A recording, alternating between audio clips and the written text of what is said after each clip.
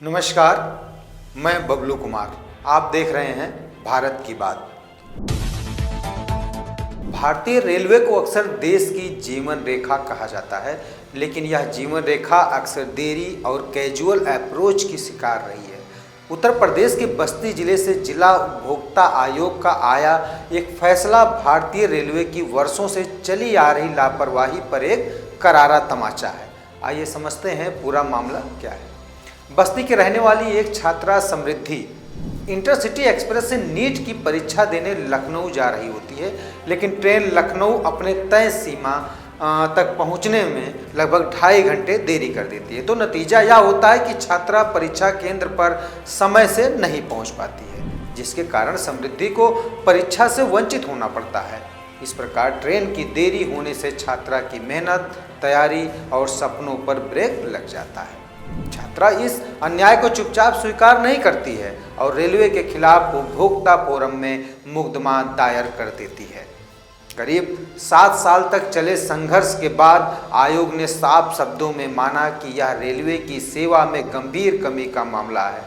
जिला उपभोक्ता आयोग रेलवे को आदेश देते हुए छात्रा को 9,10,000 रुपये का हर्जाना देने का आदेश देती है, क्योंकि हमेशा की तरह लेट ट्रेन ने उसका पूरा शैक्षिक वर्ष छीन लिया होता है। साथ ही यह भी आदेश दिया कि 45 दिनों के भीतर मुआवजा दिया जाए, वरना पूरी राशि पर 12% सालाना ब्याज भी देना होगा।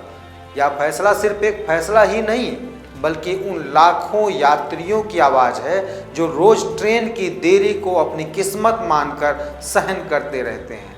रेलवे भले ही घाटे की बात करे, लेकिन यात्रियों का समय, भविष्य और मेहनत भी तो किसी कीमत से कम नहीं होती।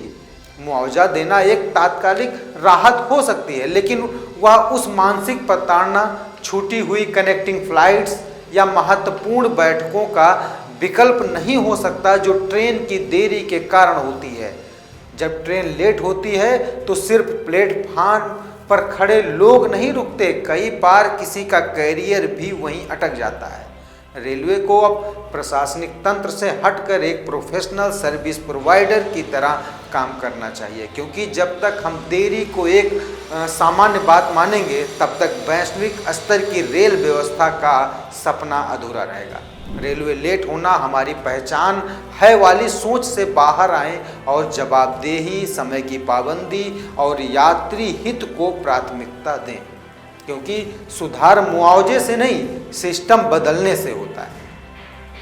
मिलते हैं फिर किसी और जानकारी के साथ। देखते रहिए भारत की बात। नमस्कार।